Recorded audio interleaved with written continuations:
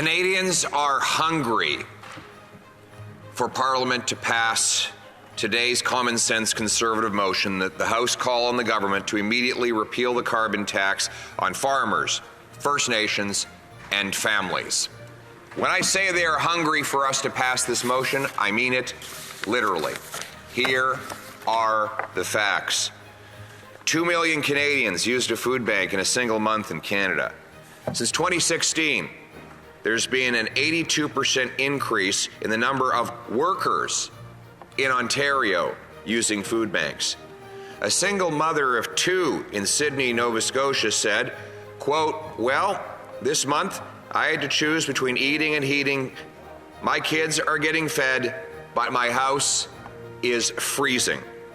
For the first time in 60 years, Madam Speaker, rents in Canada are outpacing income, according to the Bank of Montreal. Halifax, ironically, in the province of the Prime Minister's own housing minister, now has 35 homeless encampments. According to Dalhousie University's Agri-Food and Analytics, buying holiday foods this year will be, quote, an expensive proposition. And a growing number of Canadians are forced to work 2 jobs. Rafiq Khan is a full-time student. He works full-time for a not-for-profit and has a second job at a car rental company. He said, quote, "You just can't hear your body scream for more rest."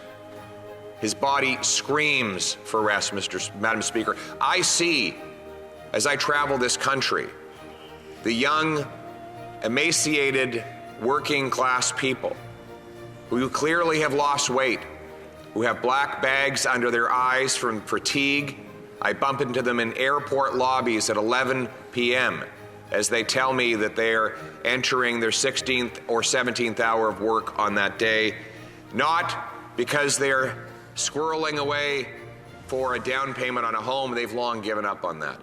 But because they must work nonstop just to feed themselves and to pay the rent, to avoid becoming homeless. In the meantime, they are hopeless because they see no light at the end of the tunnel. Madam Speaker, Trevor Ross, CEO of the Central Okanagan Food Bank, talking about food bank usage in his community, said, and I quote, "What we are projecting is another 100% increase in the next 3 or 4 months because of inflation." Cynthia Bolter, Chief Operating Officer of the Greater Vancouver Food Bank, said, "We are seeing parents who are skipping meals so that their children can eat. We see people who haven't eaten in days. We see seniors who haven't had produce in months." Christine McCallum, a resident of Marshfield, PEI, said, Marshfield, PEI said, and I quote, "We don't buy orange juice as often as we used to because that is a luxury. Orange juice is a luxury in Canada after 8 years of this Prime Minister." Patrick Gallagher, a part-time worker living in a homeless shelter, said, and I quote, "I've lived in my car 6-7 months and then I came here." He said, adding he's not sure how he will ever afford his own place. "The rents are really high and it's hard to find places," he said. This is someone who works full time. Madam Speaker, I have met carpenters who live in parking lots.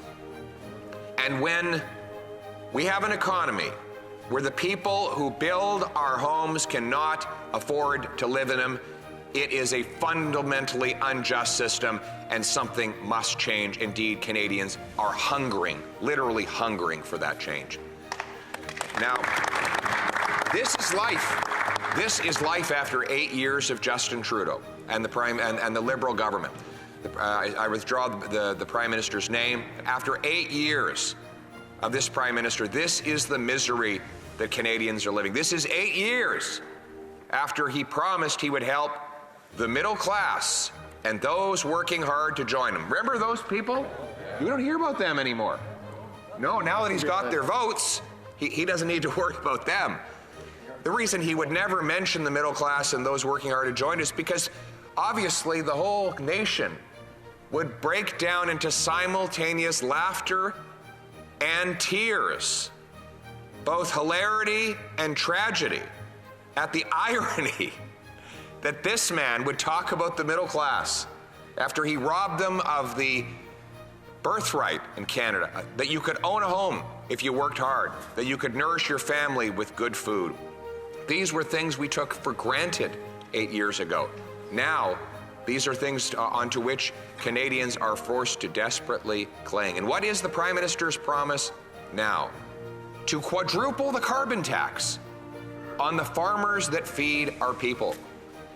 Now let's talk about the impact this is having. Just today, we have a new report from Canada's food professor. Professor Charlebois of Dalhousie University produced a report indicating that next year Canadians will spend $701 more to feed their families. Now this is on top of the 20% food price inflation we've had just in the last couple of years.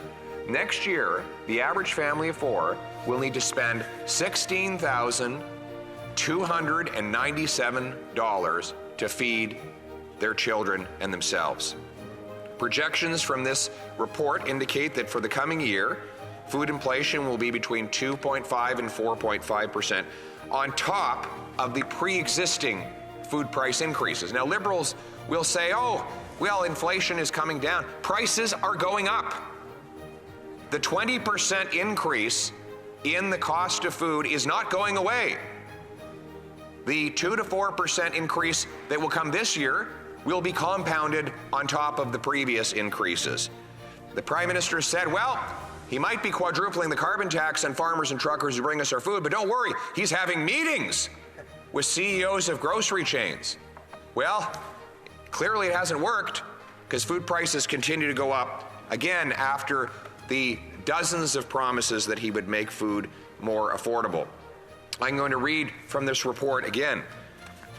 In 2024, it is probable that Canadians will continue to experience the strain of food inflation compounded by increasing costs of housing, energy, and various other expenditures.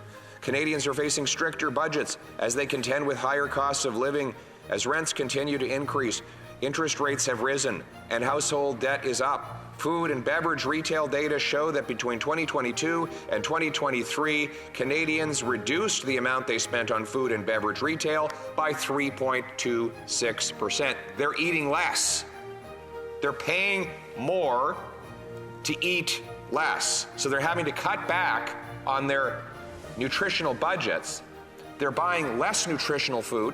They're buying smaller portions where the nutrition is literally stripped out of it and replaced with manufactured oils and artificial sweeteners and flavors so that they can trick their palate into thinking that they're nourishing their bodies. A recent report by TransUnion, I'm now quoting from the report from the Agri-Food Analytics group at Dalhousie. A recent report by TransUnion found that the average Canadian has a credit card debt of $4,000 and a 4.2% increase in household debt compared to last year. The problem is getting worse.